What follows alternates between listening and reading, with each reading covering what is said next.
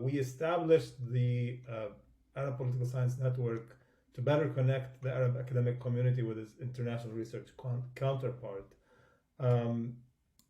Nathan Brown asks or states that the APSN is based in part on an effort to build a network of social scientists in a region that has not historically been all that friendly to the social science disciplines.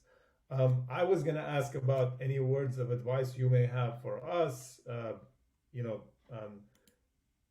basically common pitfalls to avoid falling into. Nathan asks if the trends you see suggest that the APSN is a promising project. Oh yeah, I support any kind of networking, but I also know how difficult it is. I think yesterday we had a discussion about this, and I pointed out that when I started doing research in the Arab world in the 1960s, things were much easier then than they are now in terms of just about every aspect you could imagine. I find it hard to imagine how you conduct meaningful social science research of the kind I did, field research, interviewing, poking my nose in just about any place I wanted to or could. Today, it just seems almost impossible.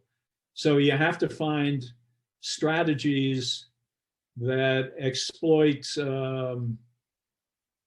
existing bodies of data and knowledge and are not so threatening, but still give you some insights on how the system functions. And I just would mention one that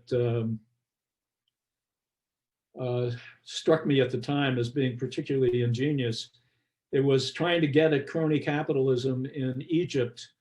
And I'm sure some of you have seen this article that Ishaq Diwan wrote with some others.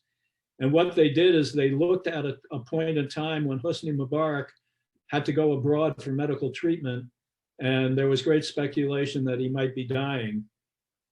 And so they looked at all of the companies traded on the Cairo Stock Exchange that were reputedly cronies of Hosni Mubarak, on the assumption that if the boss were in danger of losing his life, those companies would perform poorly on the stock market. And that's exactly what they found.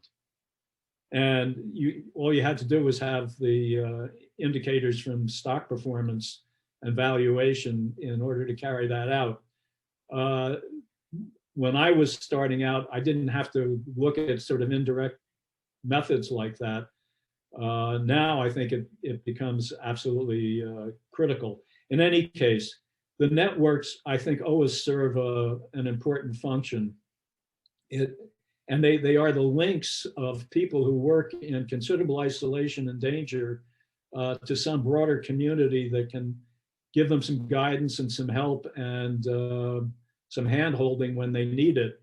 Doesn't solve the problems, but it may mitigate against some of the dangers that social science researchers are facing now in the Arab world.